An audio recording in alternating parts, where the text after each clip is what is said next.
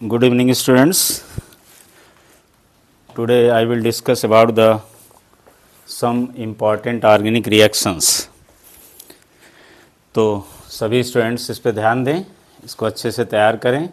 सम important organic reactions में आपका पहला है, फर्स्ट है आपका substitution reaction. Substitution reaction. Substitution reaction क्या होता है? सब्स्टिट्यूशन रिएक्शन होता है कि an atom or group of atoms, an atom or group of atoms attached with carbon is replaced by another atom or group of atoms is called substitution reaction. तो substitution reaction का मतलब ये होता है कि एक तरह से डिस्प्लेसमेंट रिएक्शन, मतलब कि कोई एक एटम जो डायरेक्ट कार्बन से अटैच्ड है उसको कोई दूसरा एटम आए और उस एटम को रिप्लेस करके उसकी जगह ले ले. मतलब एक तरह से कह सकते हो डिस्प्लेसमेंट रिएक्शन, मतलब जैसे सिंगल डिस्प्लेसमेंट रिएक्शन होता है उस तरह से. तो जब ऑर्गेनिक रिएक्शन में डिस्प्लेसमेंट रिएक्शन होता है, सिंगल डिस्प्लेसमेंट रिएक्शन होता है, तो समझ लो उसी को हम लोग सब्स्टिट्यूशन रिएक्शन कहते हैं. ठीक है. तो यहाँ पे जैसे एग्जांपल के तौर पे हम मान लो हमने यहाँ पे ले लिया मीथेन CH4, हमने ले लिया मीथेन और इसको मान लो हम क्लोरीन से रिएक्शन कराएं इन प्रेजेंस ऑफ लाइट के प्रेजेंस में, तो ये जो क्लोरीन है इसके एक H को रिप्लेस कर देगा, मतलब बन जाएगा आपका CH3Cl और प्लस HCl. ये बन गया आपका क्लोरोमीथेन. क्या बन गया? क्लोरोमीथेन. तो ये एक प्रकार का सब्स्टिट्यूशन रिएक्शन है. इसमें कैसे सब्स्टिट्यूशन हुआ? अगर हम मीथेन का स्ट्रक्चर बनाएं तो कैसे बनेगा? ये है तुम्हारा CH4 और ये है तुम्हारा chlorine Cl2, like this in presence of light. तो यहाँ से एक Cl निकलेगा और इस H को जो डायरेक्ट कार्बन से अटैच है उसको रिप्लेस कर देगा और दूसरा मतलब और वो उसकी H की जगह ले लेगा. तो यहाँ क्या बचेगा? HCHH ये रहेगा और साथ में वहाँ Cl आ गया और जो H निकला ये दूसरे Cl के साथ जुड़ के हाइड्रोक्लोरिक एसिड या हाइड्रोजन क्लोराइड बना देगा. तो ये आपका बन गया, क्या बन गया? क्लोरोमीथेन बन गया. तो ऐसे रिएक्शन को हम लोग जो है सब्स्टिट्यूशन रिएक्शन कहते हैं. समझ में आया? This is the substitution reaction. तो ऐसे एक और एग्जांपल ले लेते हैं. मान लो हमने ले लिया ईथेन और इसको हम मान लो हम ब्रोमीन से रिएक्शन करा दें इन प्रेजेंस ऑफ हीट करके या इन प्रेजेंस ऑफ लाइट करके. ऐसे हीट भी कर सकते हो या लाइट के प्रेजेंस में कर सकते हो. तो यहाँ पर जो ईथेन है तुम्हारा C2H6 ईथेन, देखो ईथेन, तो इसके क्या करेगा? एक H को डिस्प्लेस कर देगा एक H को, तो CH3CH2 हो गया एथाइल और वहाँ पर एक ब्रोमीन आके लग गया और दूसरा ब्रोमीन जो H यहाँ से निकला उससे जुड़ के क्या बना देगा? Hydrogen bromide. तो तुम्हारा बन गया 1 ब्रोमो ईथेन या इसको बोल सकते हो ब्रोमो ईथेन. ये ईथेन बन गया. तो यहाँ पर कैसे रिएक्शन हुआ? अगर हम इसका स्ट्रक्चर ड्रा करें तो हम लोग जानते हैं ईथेन में 2 कार्बन कैटेनेशन करेगा. तो यहाँ पर HHH ये CH3 इधर हो गया और CH3 यहाँ हो गया. ठीक, ये हो गया. और जब ब्रोमीन से रिएक्शन कराए तो 2 ब्रोमीन यहाँ पर है और सेम कंडीशन में, तो एक H क्या होगा? यहाँ से हट जाएगा, ब्रोमीन आएगा उसको हटा के उसकी जगह ले लेगा. तो जो यहाँ ऐसे H निकलेगा वो इस ब्रोमीन से जुड़ जाएगा. तो यहाँ प्रोडक्ट क्या बन गया? CH3CH2Br ये बन गया प्लस HBr. ये बन गया आपका CH3CH2 लाइक दिस. ये बन गया आपका CH3CH2Br. या इसको कंबाइन करके लिख दो तो C2H5Br, कंबाइन करके लिख दो तो C2H5Br। तो आपका क्या बन गया, ब्रोमो वन, मतलब 1 ब्रोमो, चाहे तो 1 लिख दो, 1 ब्रोमो ईथेन, ये बन गया। तो ऐसे रिएक्शंस को हम लोग जो है सब्स्टिट्यूशन रिएक्शन कहते हैं। तो ऐसे कोई भी इस तरह का रिएक्शन हो तो आप उसको सब्स्टिट्यूशन रिएक्शन की कैटेगरी में डाल सकते हो। ये मैंने 2 एग्जाम्पल लिया, एक एग्जाम्पल ले लिया, दूसरा एग्जाम्पल ईथेन का लिया। ऐसे आप प्रोपेन ले लीजिए या ब्यूटेन ले लीजिए, क्लोरीन की जगह ब्रोमीन ले लीजिए, ब्रोमीन की जगह आयोडीन ले लीजिए। तो इस तरह से जो रिएक्शन होते हैं उसको हम लोग सब्स्टिट्यूशन रिएक्शन कहते हैं। तो ये था हमारा पहला सब्स्टिट्यूशन रिएक्शन। सेकंड है हमारा एडिशन रिएक्शन। एडिशन रिएक्शन, अब एडिशन रिएक्शन नाम से लग रहा है कि यहाँ पे कोई चीज़ ऐड की जाएगी। तो एडिशन रिएक्शन कौन सा करता है, जहाँ पे अनसैचुरेटेड हाइड्रोकार्बन हो, मतलब डबल बॉन्ड या ट्रिपल बॉन्ड। तो in an unsaturated hydrocarbon, in an unsaturated hydrocarbon, hydrocarbon मतलब एल्कीन, एल्कीन या एल्काइन, एल्कीन या एल्काइन। एल्कीन मतलब जिसमें डबल बॉन्ड हो, एल्काइन मतलब जिसमें ट्रिपल बॉन्ड हो, ऐसे। तो in an unsaturated hydrocarbon when 2R4, 2 या 4, when 2R4 atoms are groups are added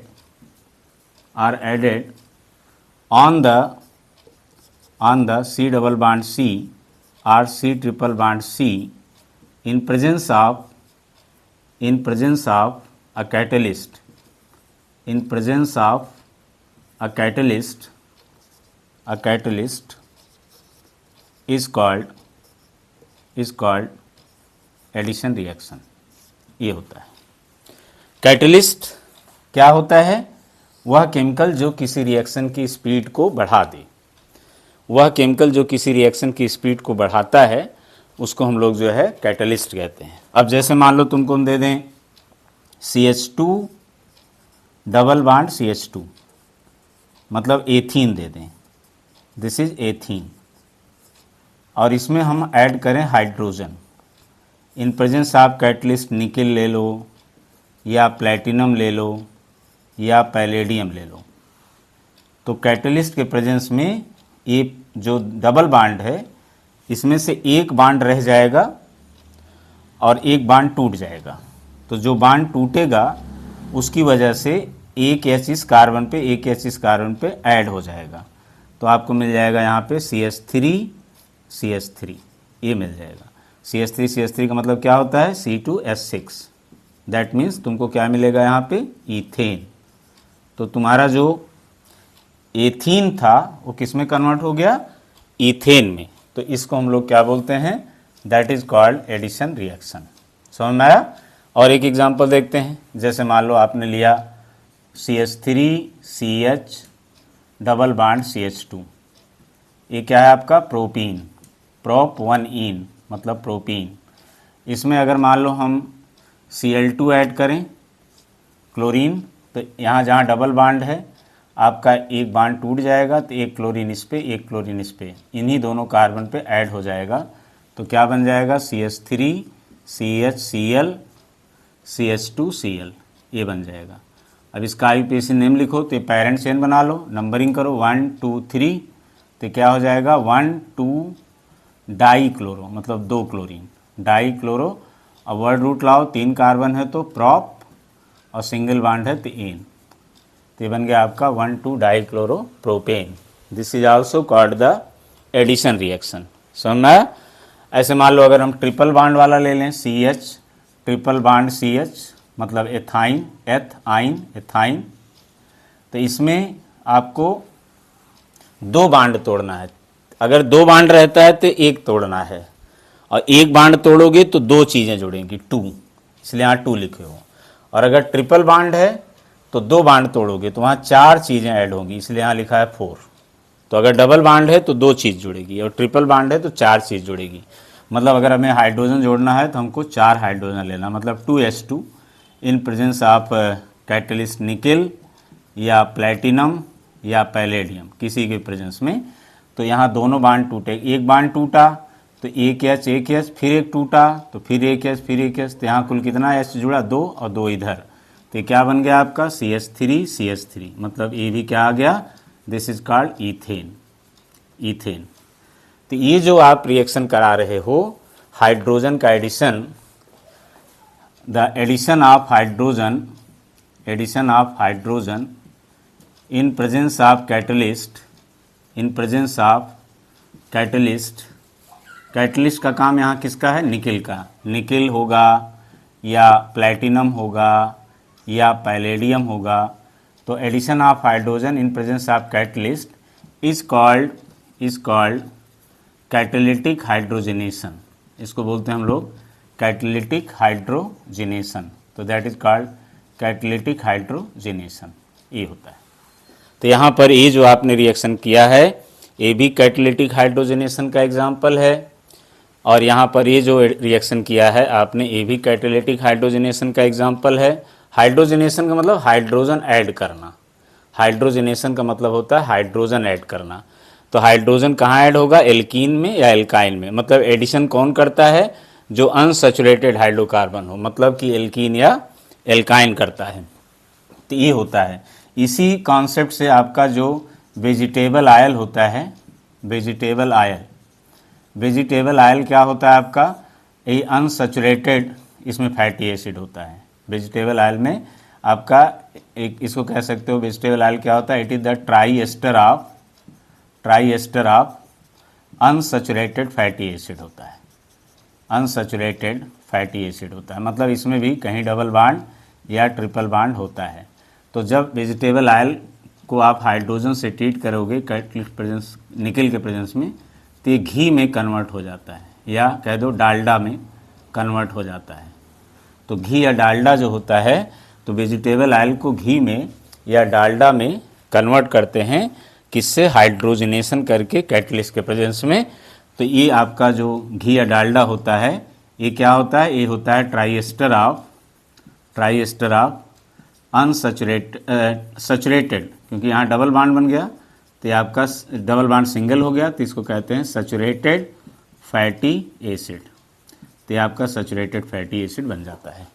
तो ये जो प्रोसेस है, तो क्वेश्चन आता है कि वेजिटेबल ऑयल को घी में कैसे कन्वर्ट किया जाता है, तो उसको हम लोग हाइड्रोजनेशन करते हैं इन प्रेजेंस ऑफ कैटलिस्ट निकल, और इस प्रोसेस का नाम होता है, इस प्रोसेस का नाम वही होगा जो यहाँ पे आपने लिखा है, this process is called catalytic hydrogenation, catalytic hydrogenation. तो कैटालिटिक हाइड्रोजनेशन से हम लोग जो है वेजिटेबल ऑयल को घी में कन्वर्ट कर देते हैं, ये भी एडिशन रिएक्शन का ही एग्जाम्पल होता है। तो इतने सारे एग्जाम्पल हमने दे दिए। जैसे यहाँ पे आप क्लोरीन का एडिशन किए हो, आप ब्रोमीन ले सकते हो, तो Br ऐड हो जाएगा, डबल बॉन्ड सिंगल में कन्वर्ट हो जाएगा, मतलब जो अनसैचुरेटेड है वो सैचुरेटेड बन जाएगा। अगर आप यहाँ आयोडीन लेते हो तो आयोडीन ऐड हो जाएगा, और जो डबल बॉन्ड है वो भी सिंगल में कन्वर्ट हो जाएगा। तो यहाँ जो जहाँ क्लोरीन लगा है यहाँ आयोडीन लग जाएगा, अगर आपने यहाँ आयोडीन लिया, और अगर ब्रोमीन लिया तो ब्रोमीन लग जाएगा। तो इस तरह से जो है इन रिएक्शंस को हम लोग जो है एडिशन रिएक्शन कहते हैं। समझ में आया? तो ये था आपका एडिशन रिएक्शन और उसके एग्जाम्पल। तीसरा आपका है ऑक्सीडेशन रिएक्शन। ऑक्सीडेशन रिएक्शन आप पहले भी चैप्टर में पढ़े हैं, यहाँ पर भी आपको ऑर्गेनिक में पढ़ना है। ऑक्सीडेशन रिएक्शन क्या होता है? ऑक्सीडेशन रिएक्शन होता है कि the process by which number of oxygen atom increases या number of hydrogen atom decreases in presence of an oxidizing agent, in presence of an oxidizing agent is called oxidation, ये है इसके definition. The process by which number of oxygen atom increases और number of hydrogen atom decreases in presence of an oxidising agent is called oxidation. तो तो oxidising agent का मतलब होता है जो ऑक्सीडेशन कराए। जैसे एग्जांपल के तौर पे मान लो हमने ले लिया इथेनॉल, ये हमने ले लिया ethanol, this is the ethanol, ये हमारा इथेनॉल है। अब इसका हम ऑक्सीडेशन करें एल्कलाइन पोटेशियम परमैंगनेट के प्रेजेंस में, KMnO4। तो यहाँ पर जो KMnO4 है, पोटेशियम परमैंगनेट एल्कलाइन का मतलब बेसिक। तो एल्कलाइन KMnO4 से जब आप इसको ट्रीट करोगे तो इसका ऑक्सीडेशन होके कन्वर्ट हो जाता है इथेनोइक एसिड में, CH3COOH। किस में कन्वर्ट हो जाता है?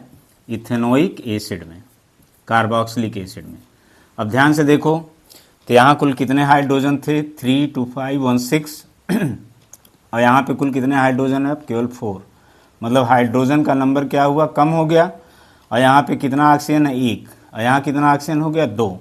तो ऑक्सीजन बढ़ भी रहा है और हाइड्रोजन घट भी रहा है। तो इसका मतलब इसका क्या हो रहा है? ऑक्सीडेशन। तो इथेनॉल से किस में कन्वर्ट हो गया? इथेनोइक एसिड में। तो यहाँ पे जैसे आपने एल्कलाइन KMnO4 लिया है, आप दूसरा भी ऑक्सीडाइजिंग एजेंट ले सकते हो। जैसे आप क्या कह सकते हैं, एसिडिफाइड मतलब एसिड के प्रेजेंस में पोटेशियम डाइक्रोमेट K2Cr2O7, ये भी ले सकते हो। पोटेशियम डाइक्रोमेट K2Cr2O7 ये भी जो है आपका ऑक्सीडाइजिंग एजेंट का काम करता है। तो यहाँ जो एल्कलाइन KMnO4 है या एसिडिफाइड K2Cr2O7 है, इसका क्या रोल है? तो they act as an oxidising agent. Oxidising agent ही ये काम करवा रहा है, ऑक्सीडेशन करा रहा है। ऑक्सीडाइजिंग एजेंट किसको कहते हैं? जिसका खुद का रिडक्शन हो। तो इसका मतलब एल्कलाइन KMnO4 का या एसिडिफाइड K2Cr2O7 का रिडक्शन होता है, इसलिए ऑक्सीडाइजिंग एजेंट का काम करता है। और ये किसको ऑक्सीडाइज करता है? इथेनॉल को इथेनोइक एसिड में इसने ऑक्सीडाइज कर दिया। ऐसे आप और भी एग्जाम्पल ले सकते हो ऑक्सीडेशन का। जैसे मान लो आपने ले लिया मिथेनॉल ले लिया और इसको आपने अगेन एल्कलाइन KMnO4, तो ऐसे भी लिख सकते हैं KMnO4 विद एक्वस NaOH, ऐसे भी लिख सकते हो। इसका मतलब वही है एल्कलाइन KMnO4। तो मिथेनॉल जो है कन्वर्ट हो जाता है मिथेनोइक एसिड में। ये आपका मिथेनॉल है, CH3OH मिथेनॉल है, और ये कन्वर्ट हो गया मिथेनोइक एसिड में। इसका IUPAC नेम है मिथेनोइक एसिड। हालांकि इसका कॉमन नेम क्या है? Formic acid. कॉमन नेम है फार्मिक एसिड, लेकिन IUPAC नेम क्या है? Methanoic acid. तो यहाँ भी देखो ये ऑक्सीडेशन हो गया। यहाँ कुल कितने हाइड्रोजन है? 4। यहाँ कुल कितना हाइड्रोजन है? सिर्फ 2। कम हो गया हाइड्रोजन। यहाँ 1 ऑक्सीजन है, यहाँ कितना ऑक्सीजन हो गया? 2। तो ऑक्सीजन बढ़ भी गया और हाइड्रोजन कम भी हो गया। तो इसका मतलब यहाँ क्या हो रहा है? That is the oxidation. तो इस तरह से आपने देखा कि मिथेनॉल से हमने मिथेनोइक एसिड बदल दिया। ऐसे आप और भी कोई भी एग्जाम्पल ले सकते हो। जैसे मान लो हम यहाँ ले लें प्रोपेनॉल CH3CH2CH2OH, ये हमारा प्रोपेन 1ऑल एल्कोहल है, this is alcohol functional group. तो इसका अगर हम ऑक्सीडेशन करें, मान लो KMnO4 एल्कलाइन KMnO4 ऐसे, या OH माइनस लिख दे, ऐसे लिख दे, तो भी इसका मतलब क्या हुआ? Alkaline KMnO4। एल्कलाइन मतलब बेसिक, KMnO4 का मतलब पोटेशियम परमैंगनेट KMnO4। तो ऐसे भी लिख सकता है, ऐसे भी लिख सकता है, ऐसे भी लिख सकता है, ऐसे भी लिख सकता है, जैसे भी लिखा हो। तो अब इसका क्या होगा? एल्कलाइन KMnO4 में ऑक्सीडेशन होगा। तो ये प्रोपेनॉल है, तो ये बन जाएगा प्रोपेनोइक एसिड, मतलब CH3CH2COOH, ये बन जाएगा।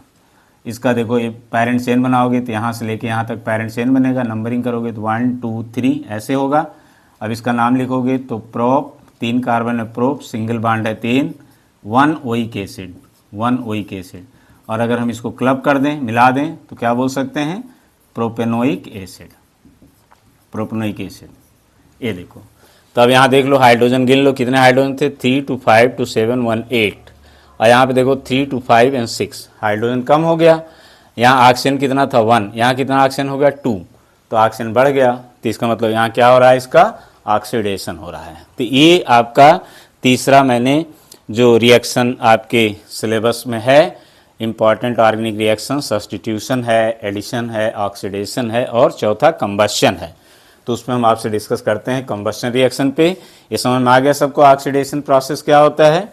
इथेनॉल से इथेनोइक एसिड, मिथेनॉल से मिथेनोइक एसिड, प्रोपेनॉल से प्रोपेनोइक एसिड, ब्यूटेनॉल से ब्यूटेनोइक एसिड, पेंटेनॉल से पेंटेनोइक एसिड। इस तरह से आपका जो है ऑक्सीडेशन प्रोसेस होता है। ये कुछ इसके एग्जाम्पल हैं। तो अगर एग्जाम में आता है शॉर्ट नोट लिखने को कि ऑक्सीडेशन रिएक्शन पे शॉर्ट नोट लिखो, तो आप ऐसे डिफिनीशन लिख करके आप एग्जाम्पल कोट कर सकते हो। या कभी कभी एग्जाम में दे देगा, यहाँ इथेनॉल लिख देगा, यहाँ ए लिख देगा, यहाँ क्वेश्चन मार्क लगा देगा, कहेगी इसका पूरा करो। मिथेनॉल लिख देगा, ए लिख देगा, यहाँ क्वेश्चन मार्क लगा देगा, कहेगा पूरा करो। तो मतलब वही प्रोडक्ट क्या बनेगा वो आपको बताना है। ऐसे इन रिएक्शन भी कर सकता है, ये दे देगा, ये दे देगा, ये छोड़ देगा, कहेगा इसको पूरा करो। यहाँ ये दे देगा, ये दे देगा, ये लिख देगा, यहाँ क्वेश्चन मार्क लगा देगा, कहेगा इसको पूरा करो। ऐसे यहाँ पे भी कर सकता है। तो हर रिएक्शन को वो इनकम्प्लीट दे करके, मतलब रिएक्टेंट और कंडीशन दे करके प्रोडक्ट को अननोन कर देगा और तुमको प्रोडक्ट को बताना पड़ेगा कि वहाँ पर क्या प्रोडक्ट बनेगा। तो ये आपके जो है कुछ इम्पॉर्टेंट रिएक्शंस थे जिसमें आपको बताया मैंने। अब आप इसका एक स्क्रीनशॉट ले लो, फिर हम आगे बढ़ते हैं। ले लो स्क्रीनशॉट सभी लोग, जिससे आप अपनी कॉपी में लिख सकें। कॉपी में लिखने के लिए आपको क्लास नोट होना ज़रूरी है। तो कॉपी में लिखने के लिए आप एक स्क्रीनशॉट ले लो 1 2 3 4 5 ले लिए। चलो अब हम आगे बढ़ते हैं। अब अगला रिएक्शन लाते हैं। इसमें अगला हमारा रिएक्शन है, यहाँ पर सम इम्पॉर्टेंट रिएक्शंस में अगला रिएक्शन हमारा है that is the combustion reaction. तो फोर्थ रिएक्शन हमारा है कंबस्शन रिएक्शन। कौन सा रिएक्शन? Combustion reaction. तो कंबस्शन रिएक्शन क्या होता है? कंबस्शन का जैसे मतलब समझ रहे हो बर्निंग। तो जब किसी सब्सटेंस को या फ्यूल को, किसी फ्यूल या सब्सटेंस को या कंबस्टिबल मटेरियल को जब एयर के प्रेजेंस में, मतलब ऑक्सीजन के प्रेजेंस में उसको बर्न करते हैं बर्निंग, तो हमारे पास तमाम साइड प्रोडक्ट्स गैसेस के रूप में मिलते हैं। प्लस हमको क्या मिलता है? एनर्जी। किस फॉर्म में? हीट और लाइट के फॉर्म में, हीट एंड लाइट के फॉर्म में। तो this is called the combustion reaction. तो what is combustion reaction? When a fuel और substance is burned in presence of air or oxygen, then energy is produced in the form of heat and light along with some side products. That is called the combustion reaction. समझ गए? तो ये होता है आपका combustion reaction। मतलब हम किसी चीज़ को जलाते हैं तो उसको हम लोग जो है combustion reaction कहते हैं। और तुम जानते हो किसी भी चीज़ को जलाने के लिए किस गैस की आवश्यकता पड़ती है? तो है हमारा ऑक्सीजन गैस, जो कि एयर में मौजूद है। अब यहाँ पर ये ध्यान रखना है कि जैसे मान लो किसी सैचुरेटेड हाइड्रोकार्बन को आप जलाएंगे। सैचुरेटेड हाइड्रोकार्बन मतलब एल्केन को अगर आप जलाते हैं, जैसे मीथेन हो गया, इथेन हो गया, उनको आप ऑक्सीजन या एयर के प्रेजेंस में जलाएंगे, बर्निंग करेंगे, तो ये ब्लू फ्लेम के साथ ही जलते हैं। मतलब इनका जो है इसमें स्मोकलेस होता है, कोई धुआं नहीं होता और ये ब्लू फ्लेम के साथ जलते हैं। ठीक है, तो इसको हम लोग कहते हैं एक तरह से नॉन सूटी फ्लेम, मतलब धुआं रहित फ्लेम के साथ ये जलते हैं, ब्लू फ्लेम के साथ। तो सैचुरेटेड हाइड्रोकार्बन जो होता है वो नॉन सूटी फ्लेम के साथ, ब्लू फ्लेम के साथ, स्मोकलेस फ्लेम के साथ वो जलता है। और अगर आपका अनसैचुरेटेड हाइड्रोकार्बन है, अनसैचुरेटेड हाइड्रोकार्बन में कौन आएगा? अनसैचुरेटेड हाइड्रोकार्बन में आएगा आपका जैसे एल्कीन्स, जिसमें डबल बॉन्ड होता है, या एल्काइंस मतलब जिसमें ट्रिपल बॉन्ड होता है। उनको अगर आप ऑक्सीजन मतलब एयर के प्रेजेंस में जलाएंगे, बर्निंग करेंगे, तो ये येलो फ्लेम के साथ जलते हैं। येलो फ्लेम के साथ जलते हैं, मतलब इसमें स्मोकी होता है, धुआं उठता है, स्मोकी होता है। मतलब इसको हम लोग जो होता है कहते हैं कि सूटी फ्लेम के साथ ये जलते हैं, तो इस तरह से आपका जो है आपको पता होना चाहिए कि हमारा कौन सा हाइड्रोकार्बन नॉन सूटी फ्लेम के साथ जलता है। तो वो है एल्केन, मतलब सैचुरेटेड हाइड्रोकार्बन, मतलब जिसमें सिंगल बॉन्ड होता है। और कौन सा येलो फ्लेम या सूटी फ्लेम के साथ जलता है, स्मोकी फ्लेम के साथ जलता है, तो है हमारा unsaturated hydrocarbon, that is the alkene, या हम कह दें एल्काइंस। तो अब जैसे मान लो हमने मीथेन ले लिया, तो मीथेन का कंबस्शन करो ऑक्सीजन के प्रेजेंस में, इसको जलाओ, तो जितने कार्बन होंगे उतने CO2 गैस निकलेगा, प्लस जितना हाइड्रोजन होगा, यहाँ 4 हाइड्रोजन है तो उसका आधा, आधा मतलब 2 वाटर निकलेगा ये, और प्लस आपको वही एनर्जी मिलेगी। एनर्जी जो है किस रूप में मिलेगी? हीट एंड लाइट के फॉर्म में, हीट एंड लाइट के फॉर्म में आपको एनर्जी मिलेगी। तो यहाँ पर ये ध्यान रखना है। तो मीथेन, अगर मान लो इथेन ले लो C2H6, उसको जलाओ ऑक्सीजन के प्रेजेंस में। अच्छा, ऑक्सीजन को बैलेंस करना चाहो तो यहाँ कुल कितना ऑक्सीजन है? 2, 2, 4, 4 ऑक्सीजन है, तो यहाँ 2 से मल्टीप्लाई कर दो तो आपका बैलेंस भी हो जाएगा। समझे? यहाँ 2 कार्बन है, ये मीथेन था, ये इथेन है। इथेन का कंबस्शन करो, 2 कार्बन है तो 2 CO2 बनेगा, और 6 हाइड्रोजन है तो 3 वाटर बनेगा, प्लस अगेन एनर्जी निकलेगी in the form of heat and light. अब ऑक्सीजन बैलेंस कर लो तो कितना ऑक्सीजन है? 2, 2 जा 4, 3, 7, तो उसका आधा कर दो मतलब 3.5, तो इसको 3.5 से मल्टीप्लाई कर दो, तुम्हारा रिएक्शन बैलेंस हो गया। ऐसे बैलेंस भी कर सकते हो। तो ये सब क्या है? ये सब कंबस्शन रिएक्शन है, मीथेन, इथेन। अगर हम ऐसे एथीन ले लें, C2H4, एथीन ले लें, कैसे जाने? क्योंकि C2H4 क्या है? CnH2n फार्मूला को, जनरल फार्मूला को फॉलो कर रहा है। अब इसको ऑक्सीजन के प्रेजेंस में जलाओ O2, तो कितना है? 2 कार्बन है तो 2 CO2 बनेगा, है ना, और 4 हाइड्रोजन है तो आधा कर दो, 2 वाटर बनेगा, प्लस एनर्जी निकलेगी in the form of heat and light. Okay, तो अब ऑक्सीजन बैलेंस करो, 2, 2 जा 4 और 2, 6, तो यहाँ 3 से मल्टीप्लाई कर दो, ये बैलेंस भी हो गया। तो ये सब जो हैं आपके क्या हैं? ये सब आपके कंबस्शन रिएक्शन है। समझ में आ रहा है? ऐसे दूसरा भी सब्सटेंस ले सकते हो, जैसे हम इथेनॉल ले लें, C2H5OH। मान लो तुमने इथेनॉल ले लिया, अब इथेनॉल को तुम्हें कंबस्शन करना है, तो यहाँ O2 लिख दो, थोड़ा जगह छोड़ना क्योंकि बैलेंस करने के लिए बर्निंग करते हैं। तो 2 कार्बन है तो 2 CO2 बनेगा, राइट। अब यहाँ हाइड्रोजन टोटल कितना है? 5 यहाँ, 1 यहाँ, 6 हाइड्रोजन है, तो 6 का आधा 3, तो 3 वाटर निकाल दो, और प्लस यहाँ पर क्या निकलेगा? Energy in the form of heat and light. अब ऑक्सीजन बैलेंस कर लो, तो 2, 2 जा 4, 3, 7 ऑक्सीजन है, और 1 ऑक्सीजन यहाँ ऑलरेडी लिखा हुआ है, तो मतलब केवल 6 ऑक्सीजन चाहिए, तो यहाँ 3 से मल्टीप्लाई कर दो, देखो ये बैलेंस हो गया। तो ये सारे रिएक्शंस जो मैंने यहाँ पे लिखे, ये सब किसके एग्जाम्पल हैं?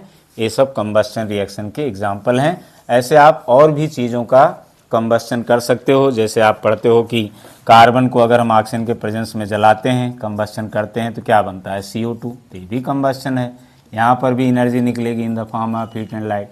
पेट्रोल को जलाते हो, केरोसिन को जलाते हो, किसी भी चीज़ को जलाते हो। हाँ, इतना ध्यान रखना कि जो सैचुरेटेड हाइड्रोकार्बन है, मतलब जो एल्केन है, जब वो जलेंगे तो ब्लू फ्लेम के साथ जलेंगे, स्मोकलेस रहेगा, और जो है उसको हम लोग जो है कहते हैं नॉन सूटी फ्लेम। और जिसमें धुआं निकलेगा येलो फ्लेम के साथ जलते हैं। जैसे आप लालटेन में केरोसिन जलाते हो तो देखते हो येलो फ्लेम के साथ जलता है। क्यों? क्योंकि वहाँ पे एयर की सप्लाई कम रहती है। तो अगर एयर की सप्लाई कम रहेगी तो आप जान लो कि आपको उसमें येलो फ्लेम मिल रहा है। अगर कहीं पे आपको येलो फ्लेम मिल रहा है तो इसका मतलब वहाँ पर फ्यूल सही से बर्न नहीं कर रहा है। तो फ्यूल सही से बर्न क्यों नहीं कर रहा है? क्योंकि इसका मतलब उसको ऑक्सीजन जो है प्रॉपर नहीं मिल रही है। इसलिए जैसे देखो लालटेन में आप जब केरोसिन जलाते हो तो येलो फ्लेम निकलता है ना। तो इसका मतलब कि वहाँ पर लालटेन में जो हमारा केरोसिन जल रहा है वो सही तरीके से नहीं जल रहा है, इसलिए वहाँ पर आपको येलो फ्लेम या सूटी फ्लेम आ रहा है, उसमें से धुआं भी निकलता है। जबकि हमारा केरोसिन जो होता है सैचुरेटेड हाइड्रोकार्बन होता है। तो जो सैचुरेटेड हाइड्रोकार्बन हैं अगर उनको भी तुम ऑक्सीजन की सप्लाई कम कर दोगे या एयर की सप्लाई कम कर दोगे तो वो भी ब्लू फ्लेम के साथ नहीं जलेंगे, इस तरह से जलने लगेंगे। ये भी ध्यान रखना। मतलब ये चीज़ तुमको ब्लू फ्लेम तभी मिलेगी जब ऑक्सीजन की सप्लाई प्रॉपर हो। इवन कि तुम्हारा जो एलपीजी है, एलपीजी क्या है? वो भी आपका सैचुरेटेड हाइड्रोकार्बन होता है, ब्यूटेन और आइसोब्यूटेन का मिक्सचर होता है। लेकिन अगर कभी कभी देखते होगे एलपीजी भी जब जलता है तो येलो फ्लेम आने लगता है। इसका मतलब कि उसको ऑक्सीजन की सप्लाई प्रॉपर नहीं है, उसको प्रॉपर ऑक्सीजन नहीं मिल पा रहा है, इसीलिए जो है वहाँ पर इस तरह की प्रॉब्लम आती है। तो जो हमारा सैचुरेटेड हाइड्रोकार्बन एल्केन होता है अगर इसको भी ऑक्सीजन सप्लाई प्रॉपर नहीं होगी तो ये भी ब्लू फ्लेम के साथ नहीं जलेगा, वो भी ऐसे जलने लगेगा येलो फ्लेम के साथ। यही कारण है कि जब हम केरोसिन को जलाते हैं या पेट्रोल को जलाते हैं या डीजल को जलाते हैं तो येलो फ्लेम के साथ वो जलता है, क्योंकि वहाँ पर उसको जितना ऑक्सीजन चाहिए वो पूरा का पूरा ऑक्सीजन उसको नहीं मिल रहा है। प्रॉपर ऑक्सीजन ना मिलने के कारण वह जो है सूटी फ्लेम के साथ जलेगा, मतलब उसमें से धुआं भी निकलेगा और साथ में आपको येलो फ्लेम मिलेगा। समझ में आ गया सबको? तो ये था आपका जो 4 रिएक्शन आपको इम्पॉर्टेंट ऑर्गेनिक रिएक्शन पढ़ने थे, वो मैंने आपको यहाँ पर बता दिए। अब हमको यहाँ पर पढ़ना है some important organic compounds, some important organic compounds and their properties,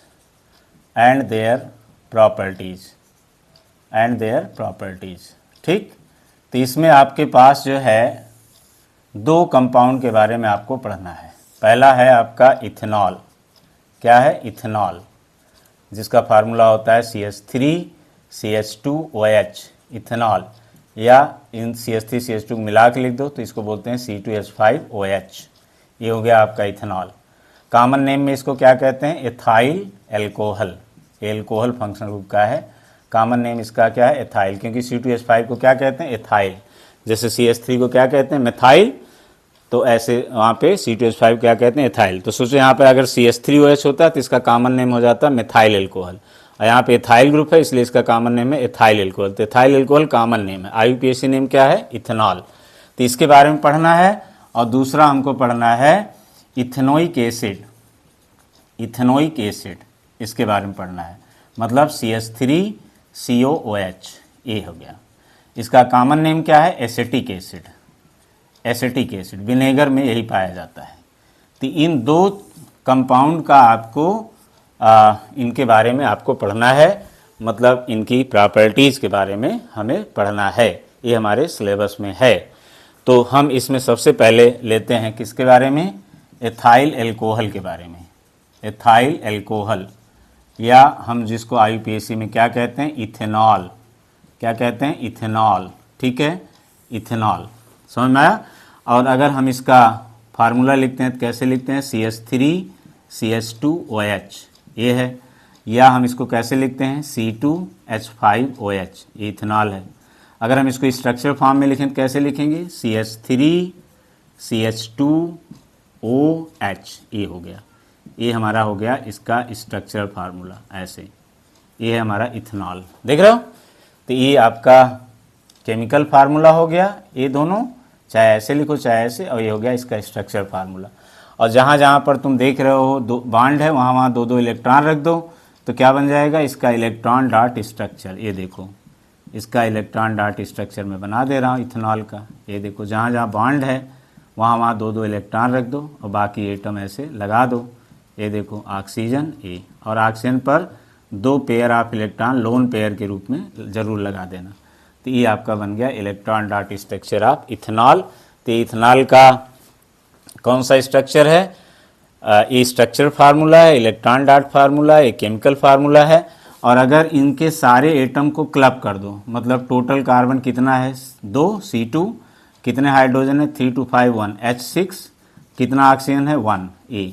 तो इसको फिर बोलते हैं मॉलिक्यूलर फार्मूला, जिसमें सारे एटम को हम लोग क्लब कर देते हैं, तो उसको हम लोग बोलते हैं मॉलिक्यूलर फार्मूला। तो ये क्या हो गया? Molecular formula. ये क्या हो गया? Chemical formula. ये क्या हो गया? Structural formula. ये क्या हो गया? Electron dot formula.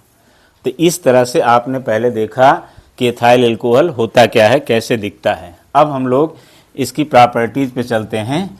तो पहले हम लोग देख लेते हैं इसकी फिजिकल प्रॉपर्टीज़ के बारे में। ठीक है, फिजिकल प्रॉपर्टीज़ में पहला पॉइंट आता है कि ये जो होता है it is a colourless liquid होता है, मतलब ये पानी जैसा दिखता है, कलरलेस लिक्विड। ये एक लिक्विड होता है इथेनॉल या एथाइल एल्कोहल, एक कलरलेस लिक्विड होता है। दूसरा फिजिकल प्रॉपर्टी क्या है? It is soluble in water in all proportion. It is soluble in water in all proportion.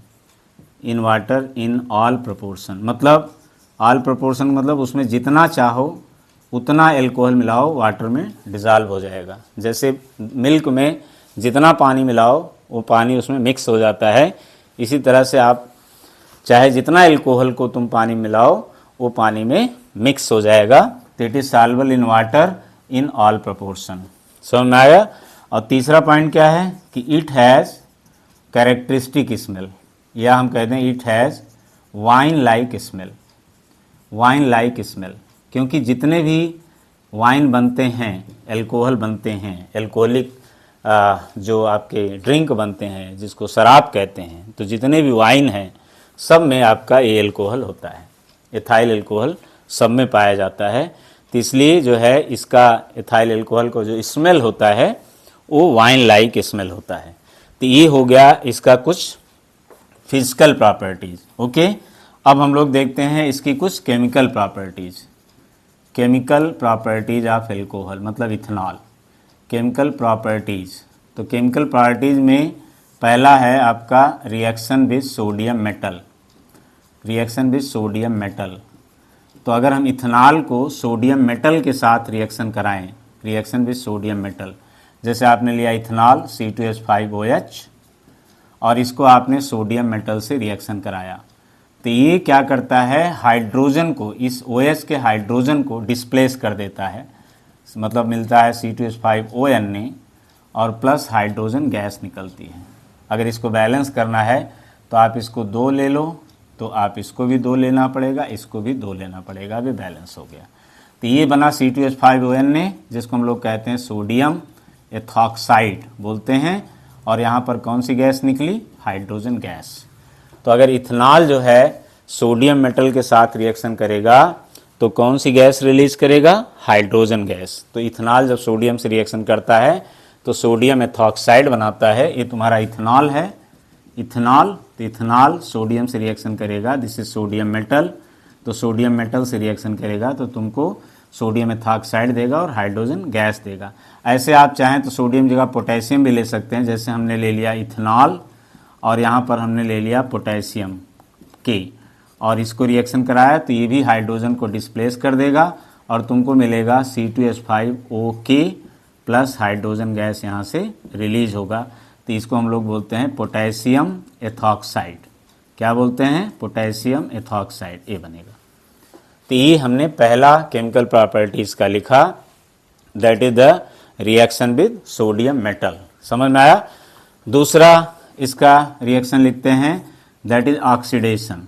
Oxidation of ethanol. तो अभी हम लोग जब ऑक्सीडेशन पढ़ रहे थे तो हमने इस रिएक्शन को यहाँ पे लिखा था, फिर से लिख देता हूँ। जैसे आपने इथेनॉल लिया CH3CH2OH या C2H5OH और उसको किससे ट्रीट किया था, याद है, एल्कलाइन केमनोफोर से। किससे ट्रीट किया था, एल्कलाइन केमनोफोर से। तो एल्कलाइन केमनोफोर से जब आप ट्रीट करोगे तो ये क्या बना देगा, अब चाहे ऐसे लिखा रहेगा एल्कलाइन केमनोफोर या उसके जगह लिखा रहेगा केमनोफोर और यहाँ पर लिखा रहेगा एक्वस NaOH सोडियम हाइड्रोक्साइड। तो चाहे ऐसे लिखा हो या आपका चाहे एल्कलाइन केमनोफोर लिखा हो या ऐसे लिखा हो, तो दोनों केस में वही करना है। तो इथेनॉल जो है कन्वर्ट हो जाता है किस में, इथेनोइक एसिड में, मतलब CH3COOH, यही इथेनोइक एसिड जो तुम्हें दूसरा वाला पढ़ना है।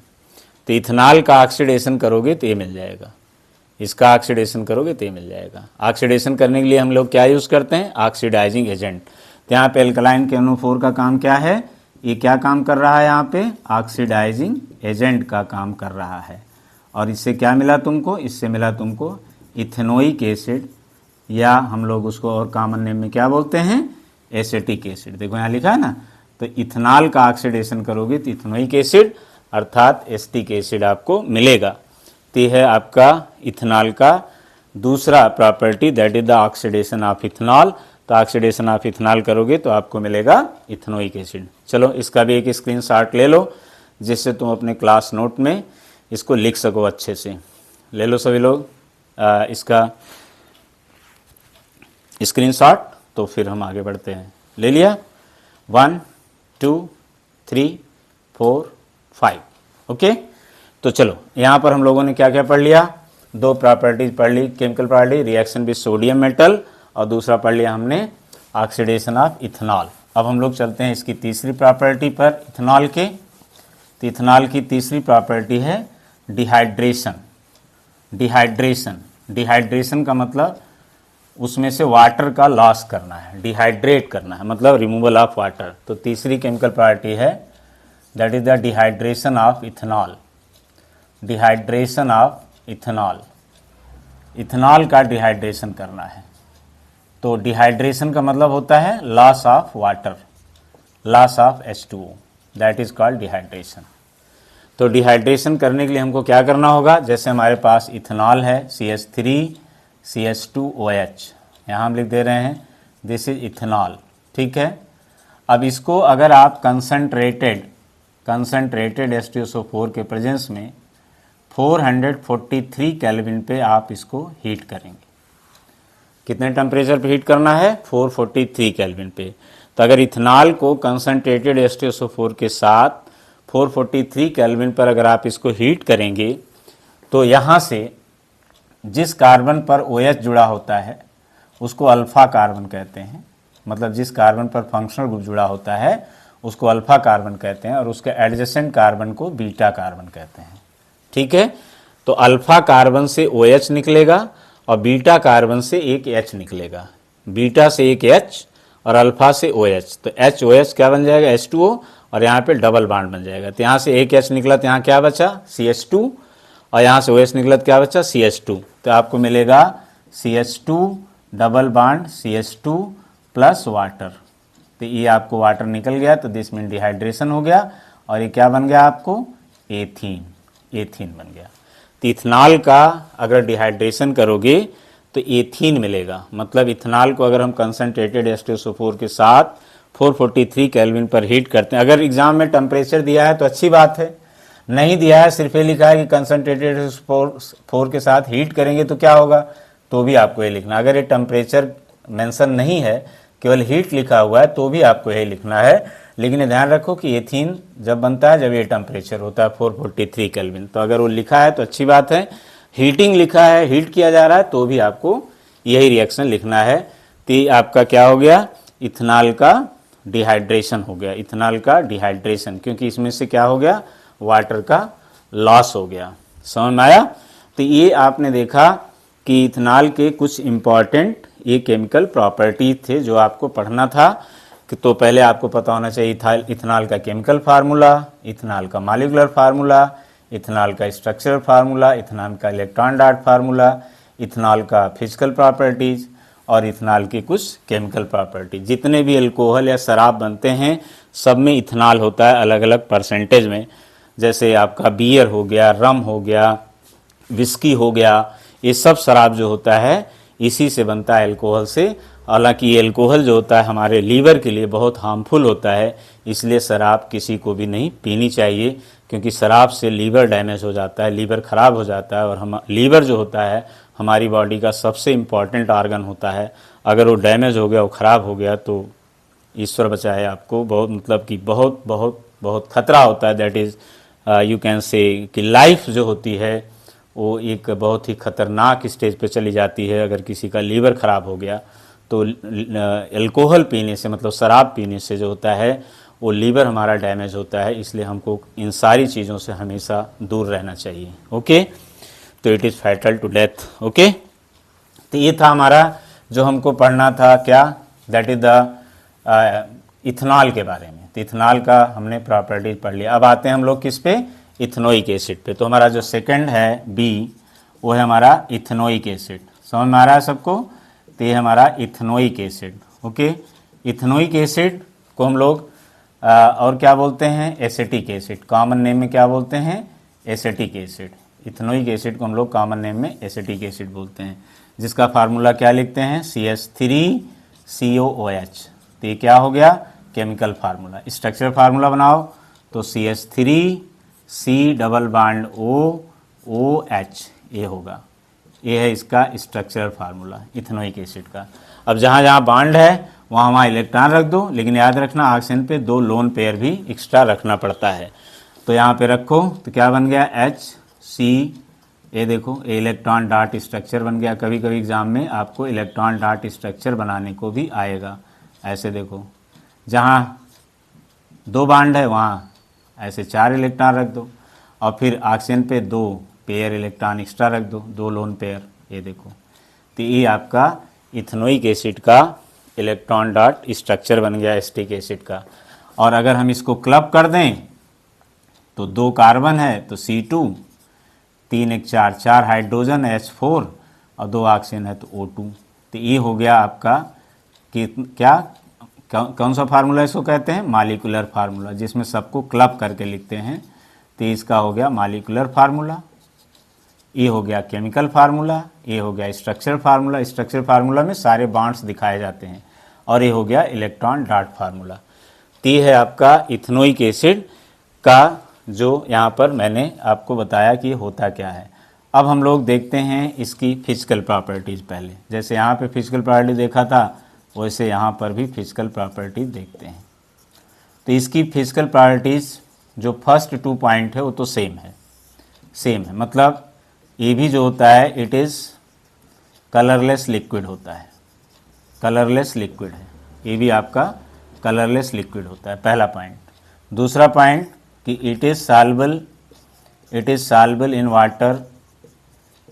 वाटर इन ऑल प्रोपोर्शन, मतलब आप जितना उसमें चाहें उतना एसिटिक एसिड मिलाएं, कोई दिक्कत नहीं। और एल्कोहल का इथेनॉल का कैसा स्मेल था, it has wine like smell, लेकिन इसका होता है इट हैज़ पंजेंट या विनेगर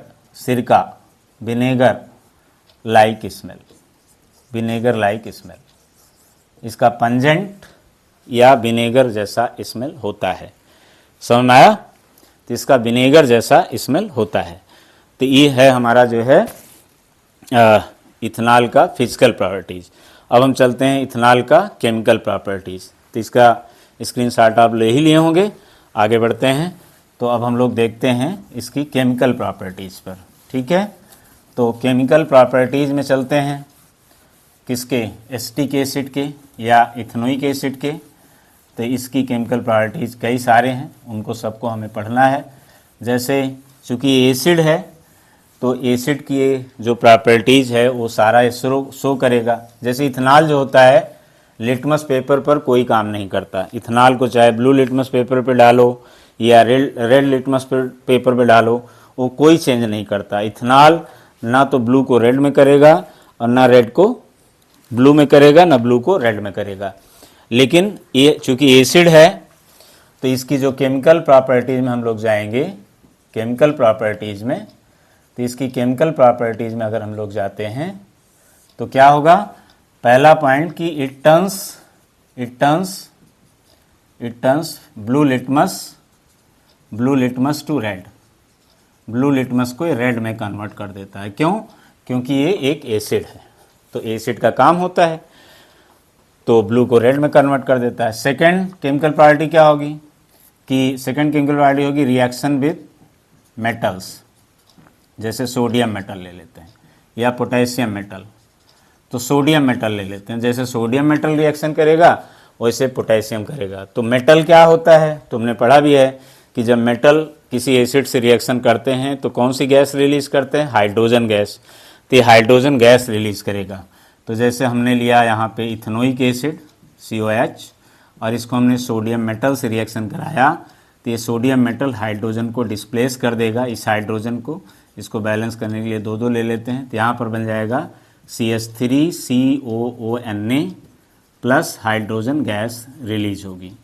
तो जैसे इथेनॉल हाइड्रोजन गैस देता है सोडियम के साथ, वैसे इथेनोइक एसिड भी हाइड्रोजन गैस देगा सोडियम के साथ। तो ये जो बना इसको हम लोग कहते हैं सोडियम इथेनोएट। एक प्रकार का एस्टर होता है सोडियम इथेनोएट, या कॉमन नेम इसको हम लोग सोडियम एसीटेट भी कहते हैं, सोडियम एसीटेट। और ये आपका क्या है, इथेनोइक एसिड। तो इसको तो जान ही रहे हो, इथेनोइक एसिड ये रिएक्शन होता है सोडियम मेटल के साथ। ऐसे यहाँ पे पोटेशियम ले लो तो यहाँ पोटेशियम आ जाएगा, तो उसको बोलेंगे पोटेशियम इथेनोएट या potassium acetate.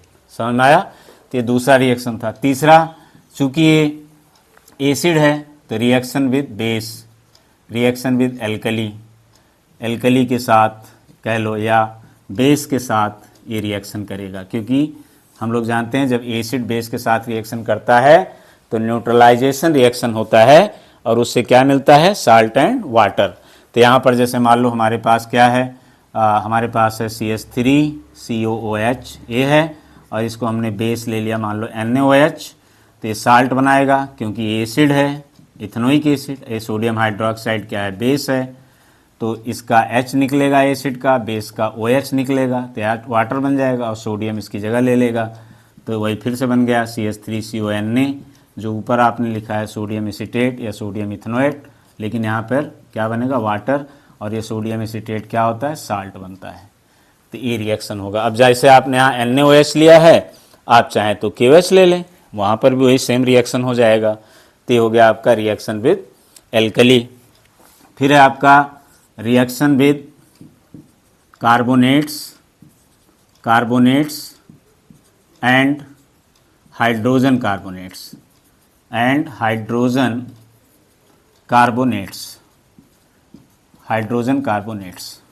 Reaction with carbonates and hydrogen carbonates. ये भी आप एसिड की प्रॉपर्टी में पढ़े हैं कि जब कोई एसिड कार्बोनेट से रिएक्शन करता है तो CO2 गैस देता है, जिसको इफरवेसेंस कहते हैं। ये आपने पढ़ा है ना कि जब कोई एसिड कार्बोनेट्स के साथ रिएक्शन करेगा, कार्बोनेट के साथ या हाइड्रोजन कार्बोनेट के साथ रिएक्शन करेगा, किसी हाइड्रोजन कार्बोनेट के साथ, तो वो क्या बनाएगा, वो जो बनाएगा वो तो बनाएगा, मतलब साल्ट बनाएगा, और साथ में CO2 गैस निकालता है। और CO2 गैस जब इस तरह से निकलता है तो इसको हम लोग क्या बोलते हैं, इफरवेसेंस। क्या बोलते हैं, इफरवेसेंस बोलते हैं। इफरवेसेंस का मतलब होता है इवोल्यूशन ऑफ CO2 गैस, मतलब रिलीज ऑफ CO2 गैस। तो अब आप जो कार्बोनेट लेना चाहें ले लें। जैसे मान लो हमने लिया यहाँ पे इथेनोइक एसिड और इसको रिएक्शन करा दिया मान लो सोडियम कार्बोनेट से, ऐसे। तो अब यहाँ पर बनेगा साल्ट, 2 ले लो बैलेंस करने के लिए, तो सोडियम एसीटेट मिलेगा CH3CONA, जो आपने यहाँ ऊपर बनाया है वही सेम बना साल्ट के रूप में, प्लस वाटर मिलेगा और साथ में CO2 गैस रिलीज होगी, तो देखो यहाँ पे इफरवेसेंस हो रहा है। अब यही रिएक्शन अगर मान लो तुम जो है यहाँ पर सोडियम हाइड्रोजन कार्बोनेट ले लो, जिसको हम लोग क्या कहते हैं, बेकिंग सोडा कहते हैं ना सोडियम हाइड्रोजन कार्बोनेट को, और इसको क्या कहते हैं, सोडा ऐश कहते हैं, सोडियम कार्बोनेट को सोडा ऐश। तो बेकिंग सोडा से जब रिएक्शन कराओगे तो फिर यही रिएक्शन होगा। अब यहाँ पर बनेगा सोडियम एसीटेट, मतलब sodium ethanoate, plus water, plus again CO2 gas release होगी, मतलब इफरवेसेंस होगा। देख रहे हैं, तो यहाँ पर हमने सोडियम कार्बोनेट का रिएक्शन कराया, सोडियम हाइड्रोजन कार्बोनेट का रिएक्शन कराया। तो इस तरह से आपने देखा कि जब भी आपका इथेनोइक एसिड अर्थात एसिटिक एसिड कार्बोनेट से या हाइड्रोजन कार्बोनेट से रिएक्शन करेगा तो आपको हमेशा कौन सी गैस देगा, CO2 गैस देगा। ये देखो CO2 गैस निकल रहा है, जिसको हम लोग क्या कहते हैं, इफरवेसेंस कहते हैं। ठीक है, तो इसका एक स्क्रीनशॉट लो जल्दी से, फिर आगे हम और जो केमिकल प्रॉपर्टीज है उसको बताते हैं।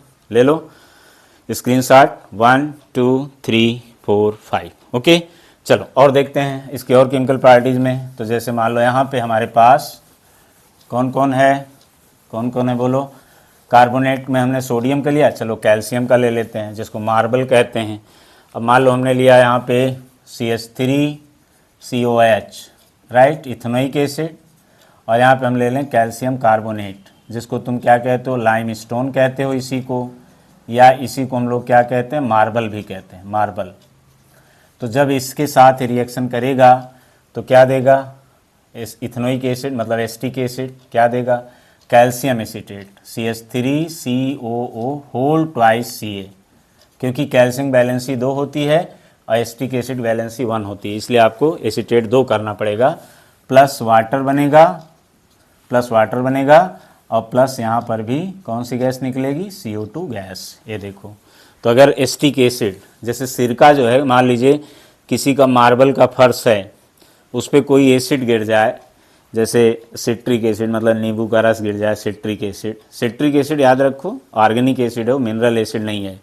HCl, nitric acid, sulphuric acid, ये सब मिनरल एसिड होते हैं, सिट्रिक एसिड आपका ऑर्गेनिक एसिड है। तो जैसे एसिड गिर जाए या सिरका गिर जाए या कोई दूसरा एसिड गिर जाए तो आप देखेंगे कि फर्श पर जो होता है मार्बल की फिजिंग होती है, ऐसे बुलबुले उठते हैं।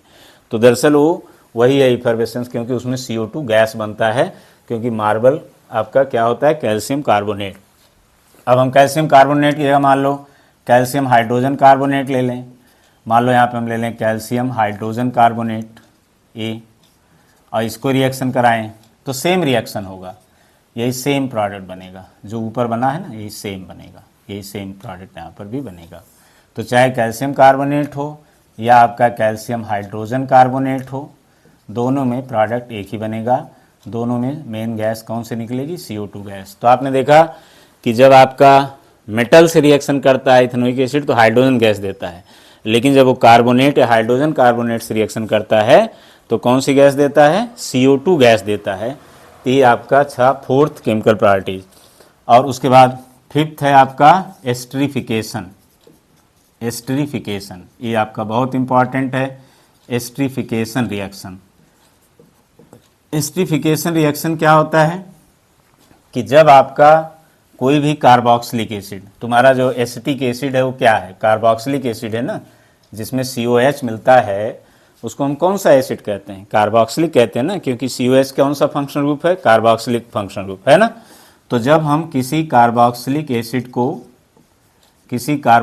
एसिड को कोई भी हो, उसको हम एक एल्कोहल के साथ, जैसे इथेनॉल, एल्कोहल के साथ जब इसको हम few drops of concentrated H2SO4 के साथ जेंटली हीट करते हैं तो ये हमारा कन्वर्ट हो जाता है एस्टर में और प्लस वाटर बनता है।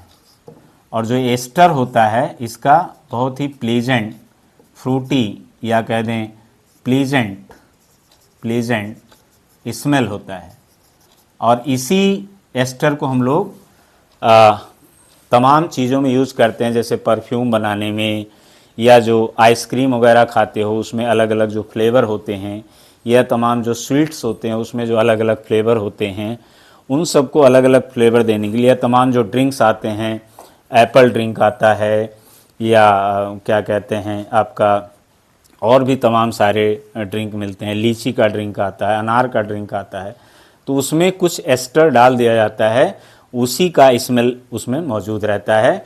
तो एस्टर का जो होता है, हर जैसे तमाम जो फ्लावर्स होते हैं, हर फ्लावर का देखो अपना एक अलग स्मेल होता है, हर फ्रूट का देखो उसका अपना एक अलग स्मेल होता है। तो जो फ्लावर्स में या फ्रूट्स में अलग अलग स्मेल होते हैं वो समझ लो किसी न किसी एस्टर के कारण होते हैं। तो एस्टर से तमाम चीज़ें बनाई जाती हैं, परफ्यूम्स बनाए जाते हैं, अलग अलग फ्लेवर दिए जाते हैं, जैसे वनीला फ्लेवर है आइसक्रीम वगैरह में, या और भी तमाम चीज़ें होती हैं। तो उसमें फ्लेवर वगैरह देने के लिए, एक अलग प्रकार की स्मेल देने के लिए हम लोग या टेस्ट देने के लिए इस एस्टर का हम लोग यूज़ करते हैं। तो एस्टर हमारा इस तरह से, इसी प्रोसेस को हम लोग एस्टरीफिकेशन कहते हैं। तो इसको अगर हम डिफाइन करना चाहें तो ऐसे लिख सकते हैं कि when carboxylic acid reacts with alcohol in presence of concentrated H2SO4, then ester is formed. This reaction is called esterification. ये तो मैंने आपको एक डिफिनीशन के हिसाब से बताया। अब मैं एग्जाम्पल लेके बताऊंगा उसको। जैसे कुछ एग्जाम्पल अगर हम लेना चाहें तो एग्जाम्पल लेके भी हम इसको बता सकते हैं। जैसे यहाँ पे देखो कि ये तो हो गया डिफिनीशन। अब मान लो हम यहाँ पे ले लें इथेनोइक एसिड, जिसके बारे में हम लोग पढ़ रहे हैं, एसिटिक एसिड, उसी को ले लेते हैं एग्जाम्पल में, और इथेनॉल को ले लेते हैं। वही इथेनॉल जो हम लोगों को यहाँ पर दोनों का पढ़ना है, उन्हीं दोनों को मिला दें तो हमारा बन जाएगा एस्टर। जैसे हम ले लेते हैं इथेनोइक एसिड CH3COOH, ये है हमारा इथेनोइक एसिड जिसके बारे में हम लोग पढ़ रहे हैं, केमिकल प्रॉपर्टी इथेनोइक एसिड, जिसका कॉमन नेम क्या है, एसिटिक एसिड, राइट। और दूसरा हम ले लें इथेनॉल C2H5OH, ये हमारा क्या है, इथेनॉल है, जिसका कॉमन नेम क्या है, एथाइल एल्कोहल, है ना। एथाइल अल्कोहल, इसी को ले लें। तो ये एक रिवर्सिबल प्रोसेस होता है, तो चाहे तो आप ऐसे सिंबल बना दें, तो ये सिंबल होता है रिवर्सिबल का। अगर आप ऐसे बना देते हैं तो अच्छी बात है, और नहीं बनाते हैं आप डायरेक्ट एरो बना देते हैं तो भी कोई दिक्कत नहीं आपके लेवल पे, लेकिन ये रिवर्सिबल प्रोसेस होता है, रिवर्सिबल का ये सिंबल होता है। तो जब हम इसको कंसनट्रेटेड H2SO4 के साथ जेंटली हीट करेंगे तो देखो क्या होता है, ध्यान से सब लोग समझो क्या होता है।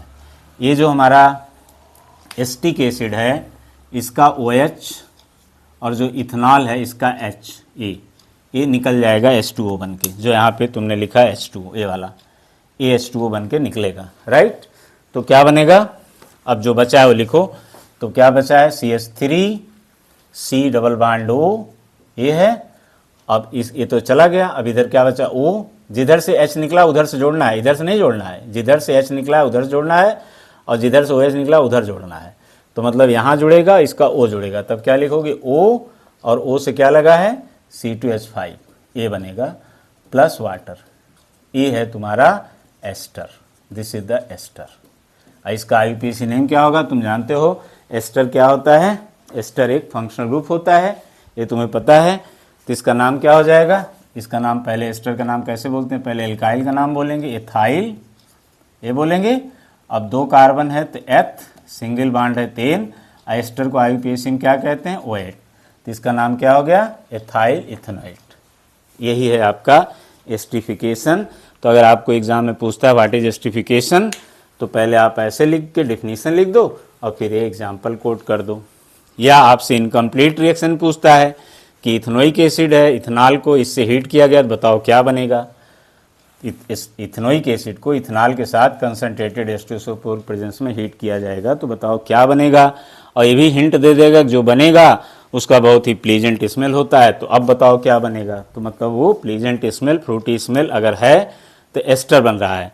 कभी कभी तुमको ऐसे दे देगा, इसका मॉलिक्यूलर फार्मूला लिखो तो क्या आता है, C2H4O2, इसका मॉलिक्यूलर फार्मूला लिखो तो क्या आता है, C2H6O। तो कभी कह देगा एक कंपाउंड A है, तो तुमको क्या करना है कि जैसे तुमको ये रिएक्शन दे दिया, तो यहाँ पे तुमने देखा क्या कि इथेनोइक एसिड जब इथेनॉल से रिएक्शन करता है तो क्या बनाता है, एस्टर बनाता है, और एस्टर के साथ साथ जो है वाटर रिलीज होता है। तो जो एस्टर होता है उसका अपना एक स्मेल होता है। तो अगर इसका मॉलिक्यूलर फार्मूला बनाएं तो सारे एटम को जोड़ो तो C2H4O2 ये होगा, इसका मॉलिक्यूलर फार्मूला हो तो C2H6O होगा, और उससे बना एस्टर C। तो कभी कभी ऐसा क्वेश्चन दे देगा तुमको कि एक मॉलिक्यूल है, एक कंपाउंड है A जिसका मॉलिक्यूलर फार्मूला A है, इसको क्या बोलते हैं, मॉलिक्यूलर फार्मूला। ये आपके क्या हैं, इनको कहते हैं मॉलिक्यूलर फार्मूला, इनको बोलते हैं मॉलिक्यूलर फार्मूला, जिसमें सारे एटम्स को क्लब करके लिखा जाता है। तो कहते हैं एक कंपाउंड A है जिसका मॉलिक्यूलर फार्मूला C2H4O2 है, और एक मॉलिक्यूल B है जिसका मॉलिक्यूलर फार्मूला C2H6O है।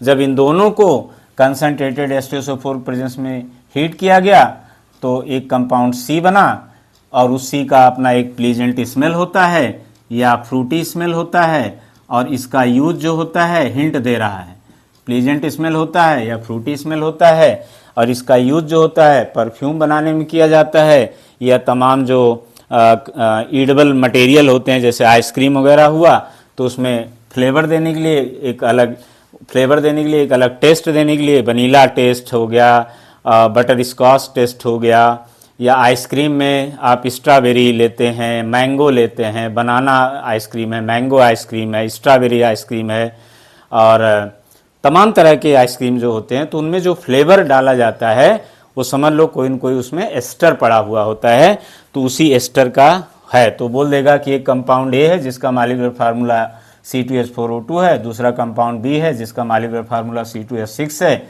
जब उसको कंसनट्रेटेड H2SO4 के साथ हीट किया गया तो हमको जो है कंपाउंड C मिला, जो कि एक बहुत ही प्लीजेंट स्मेल या फ्रूटी स्मेल रखने वाला कंपाउंड होता है। तो आप बताओ कि A, B, C क्या है, और जो उसमें रिएक्शन हो रहा है उसको लिखो। तो अगर ऐसा क्वेश्चन आता है तो ये जो मैंने लिखा है यही आपको हूबहू पूरा उतार देना है, यही पूरा लिख देना है, यही उस क्वेश्चन का आंसर है। उसमें जो C बना उसका नाम वो एक एस्टर है जिसका नाम है एथाइल इथेनोएट, और ये जो है आपका इथेनोइक एसिड है जिसका केमिकल फार्मूला ए होता है, और ये आपका इथेनॉल है जिसका केमिकल फार्मूला ए होता है।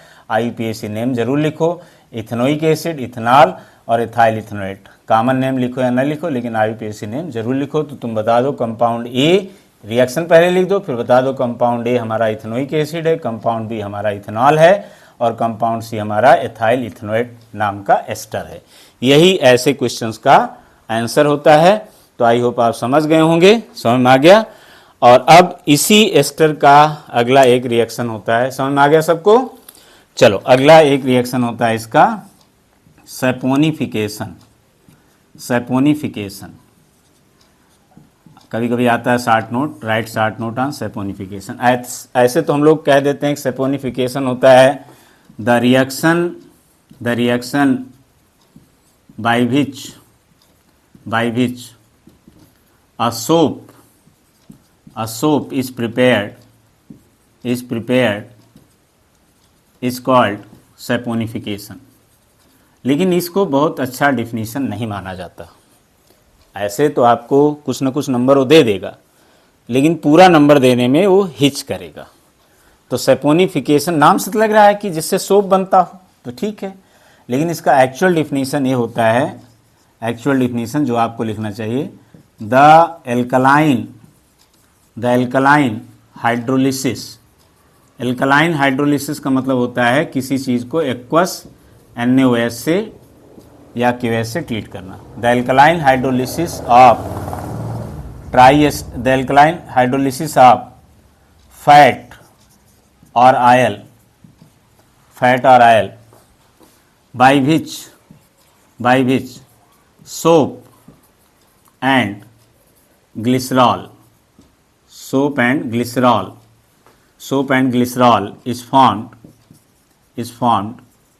is called saponification reaction। तो आपको ये लिखना चाहिए, ये डिफिनीशन ज़्यादा सही है।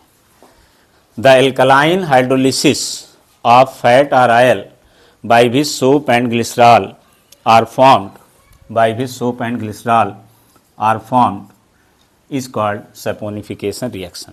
मतलब कि आप कोई फैट या ऑयल ले लीजिए और उसको एक्वस NaOH से ट्रीट करिए, इसी को बोलते हैं एल्कलाइन हाइड्रोलिसिस।